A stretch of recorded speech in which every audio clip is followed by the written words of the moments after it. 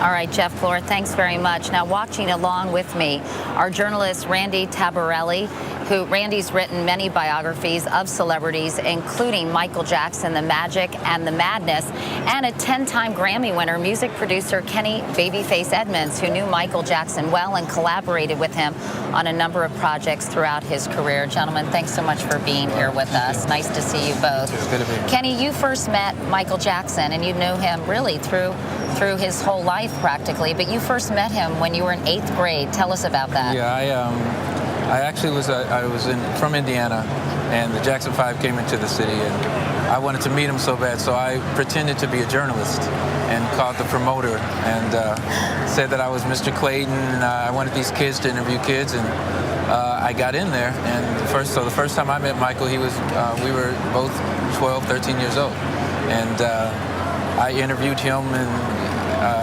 at that time he was much shorter. I was towering over him. Somewhere he got taller than me. I don't know how that happened, but it was amazing to meet him way back then. And you forged a friendship and a working relationship throughout your career. You collaborated on a number of songs with Michael Jackson, yes, produced a number of songs. And tell us, you knew him quite well personally. You spent a lot of private time with him. You know, he's such an enigma in many ways, Kenny. How would you describe him? Michael was a really good guy. I would notice that a lot of people that would meet Michael, there was a certain kind of magic that would happen when you would actually meet him. And even those that may be questionable about him, once you meet him, it goes away. He had this magic quality about him. And he was a very silly guy. He did jokes all the time. He laughed at me all the time. I don't know why exactly, but I walk in the room, he just started laughing. And he said it was that Indiana thing, Because you're from Indiana, exactly. You're one of 6 brothers, so yes. You must have related to him. You're 51 years old. Yes. He was 50, sadly, yeah. when he passed away. So, and he was in every way a contemporary, really. I think Michael, I wouldn't put myself on the same level as Michael. I don't know that anyone can. Michael came into this world as a kid next door that we all saw get on that stage, and miracles happened when he hit that stage. And from that point on, it was an amazing thing. Well, you know, Kenny and I were just talking about the fact that Michael would have loved this. This is the kind of major event that Michael would have wanted. And of course, there's always chaos when you put together something like this very quickly. You know, but I think what we've seen out here is a lot of respect. This has been a very well-behaved crowd. It's a big crowd. I've never seen anything quite like this. Maybe since the Victory Tour, you know. And it seems to be very orderly, and I think that this has been very well put together, considering the amount of time that they had to orchestrate this. Tell us a little bit about the comeback tour that he was planning in London. There seems to have been a lot of excitement surrounding that.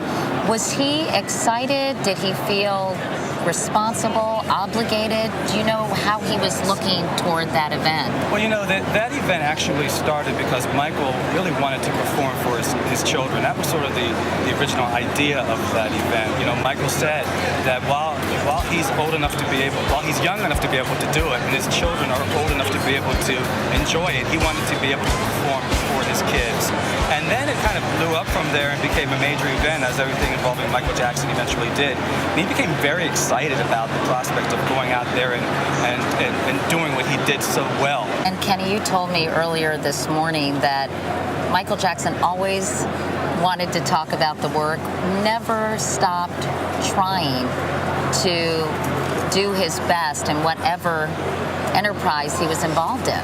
It had to be the best, and I think sometimes that's why he would put so much money into things, because it couldn't be anything but the best. And so whatever it took, whatever you had to do to make it the best thing. As we said, this event right here, the fact how it's come out and how everyone has come out to support and all the love that's happening, this is kind of the best for him. You know, he would look at this, this is amazing. That's how he would want it. And I'm sure he was preparing for this tour in the same way. He was ready to go. And as we saw, you know, I don't know if you can even call it a comeback, because all he ever had to do was walk on the stage. And once he walks on the stage, then that's it. We just haven't seen him on the stage. Once he walks on the stage, he's just back. That's the comeback. It's not a comeback. He's just back. He was, you told me also that you rode with him in a car to a gig once. I guess you wouldn't really call it a gig, would you, Kenny? But to a concert. Yeah. And what that was like. Tell us about that. It was amazing. It was in Nice, France, and he called me over, and I went over and rode in the car with him, with me and my son at the time, who's 13. He will be 13 at this point. And so he was just basically 1 or 2 years old. And we sat in the car and we're riding, and all the fans were just banging on the doors, and as it was kind of scary actually. And as we went through the concert. I stayed in the dressing room off to the side. He wouldn't let me leave. He just let me stay. He wanted me to stay there and experience the whole thing of being Michael. And it was an amazing thing. And at that point, I got to see how hard he works. He works hard every bit of the way. He was no slouch as an entertainer. Having said that, before we continue our conversation, I just want to show folks at home watching, we just got this program for the memorial service. And Kenny, I was just curious, Kenny just talked about all the fans. How was he able to deal with this superstardom? And do you think that in many ways contributed to some pretty obvious problems he had later in his life in terms of just all the scrutiny, all the attention, all the stardom? I remember talking to Michael about that back in the early 1980s when Thriller was becoming the biggest album of all time. And I have to tell you, he really was not prepared for the kind of worldwide attention that he received. Michael just wasn't wired that way. If it had been up to Michael, he would have had a much more private life. He wanted to make great music, and he wanted to be number one. But paradoxically, he didn't want the kind of attention that went with that status. And it was difficult for him. I talked to him many times about that over the years, and he had a tough time adjusting, especially when the tabloids began to really create stories about him that he thought were unfair. That was really hard for him, and I don't think he ever really adjusted to it, no. What about you, Kenny? I mean, I know that you told me he was always talking to you about the music when the two of you would get together. I mean, clearly that's what drove him, his artistry and his desire to perform. He said many times what it was like to be on stage, and I think he did become a different person when he set foot on that stage. But did he confide in you at all about what it was like and trying to maintain? I mean, it's one thing to reach superstardom, but then to try to maintain it is really difficult. It was difficult, but the one thing that was certain is that Michael loved his fans. And so he didn't like the press and how they would jump on him. But in terms of his love for the fans, that's what pushed him. Because when he would walk out on that stage and he'd feel that was the thing that kept him going more than anything. And once you feel that, it's an amazing thing just for me to stand off to the side of the stage and see and feel that love. That was, I think, what ultimately pushed him. And obviously, his kids, that's a whole nother thing. In his family life, that was a whole nother thing. That was precious. That was a world that he wanted no one to tamper with whatsoever. He was a very loving father. Did you see him with his children? Only a couple times. And he always kind of kept his family, kept it separate, and because he wanted to protect them more than anything.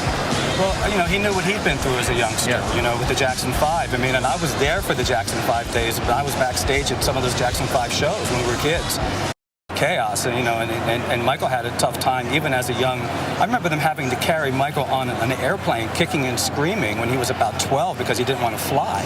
I mean, he had a lot of traumatic experiences as a young kid. So he worked very hard to protect his kids from any kind of exposure that they would have bad memories of when they were adults. Let's put a human face on a very personal loss. Lest we forget, this man was a brother and a father and a son and a very important person in a family's life.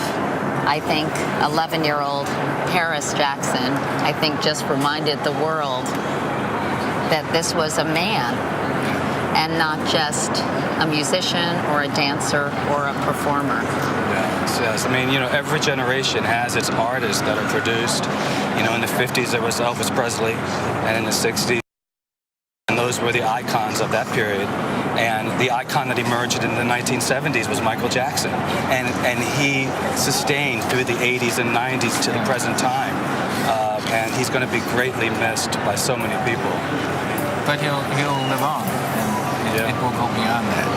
Yeah. As I said, my youngest child, my children today are still crazy about Michael Jackson music. And they see his videos, and the same excitement exists. The music sustains his legacy, there's no doubt about it. I thought it was a very, very moving and loving tribute. Yes. And you really can't underestimate the amount of time and energy involved in putting together something like this, logistics, the people, and doing the numbers. And I thought it was beautifully done. There were tears and tributes, of course. There was laughter and music, Michael Jackson's music, sung by the people who really knew him the best. For example, Jermaine Jackson, who sang Smile, Though Your Heart Is Breaking, which really, I think, sums up the mood of what we saw here today at the Staples Center. And in a surprise, by the way, the Jackson family brought his casket to the Staples Center for the service, his brothers serving as pallbearers, each wearing a single glove on their left hand, which of course was Michael's trademark. The thousands of people at the service and people all over the world heard performances by Stevie Wonder, Mariah Carey, Lionel Richie. I think Brooke Shields spoke beautifully about their shared childhood experiences, and someone who could relate very well to Michael. The family, by the way, has not yet made public their plans for Michael's final resting place.